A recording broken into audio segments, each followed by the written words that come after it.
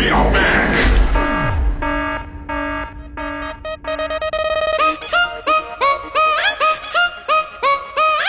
Presented by Adi Shakti Films. Here we go. सियारा उहे हो रंग बदलले बा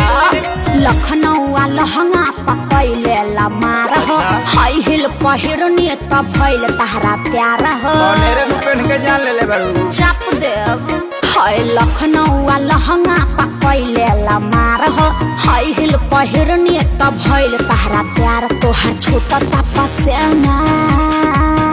हाँ बताबा बताबा बताबा बाबू क्या करा हो डरे कमरिया लप लप करे करे जवा धके करे कमरिया लप लप करे करे जवा धके अच्छा ये बात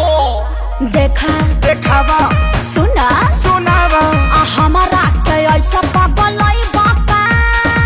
अरे मर्दे फिर से विवाद कराइबा का अभी बात हम नहीं बोलेंगे तुम ही लोग बोलो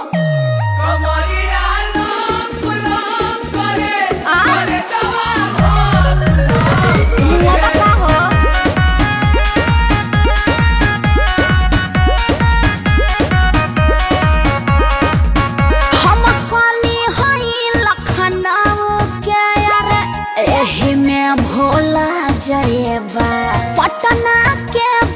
पानी चढ़ल देखिया के जोड़ा जयबा भले भूला रह पड़े अच्छा चाहे जुड़ाए पड़े तोहरे फेरा में मुनी कहे ना बुढ़ाए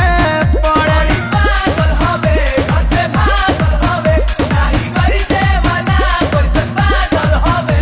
अरे तू लोग काहे बेचैन बड़ो अरे जलवा है हमारा ना खाए के मिली छेना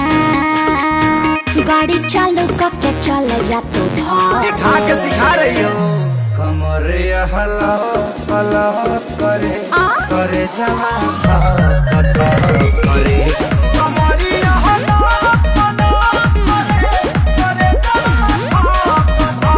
करे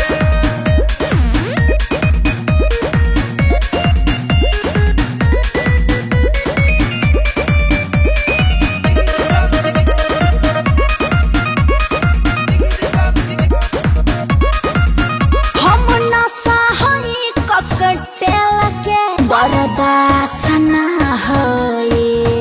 अगिया के सोला जवानी हा विश्वासना भले ना साए पड़े न साजा आग में झुलसाए पड़े चाहे तहरा प्यार में चना लोहा के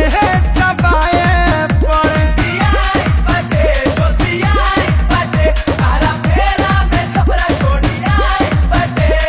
साचो साचो न तो झूठ हो फ्रूटी पी के लीवर में फीवर हो गई काहे हाँ पता रबेना भैलो अखिलेश खेसारी मरे मरे हाँ तो विवेक जी से रजनीगंधा मंगा के फाँक लीजिए कमरिया लप लप करे सुघर हो जा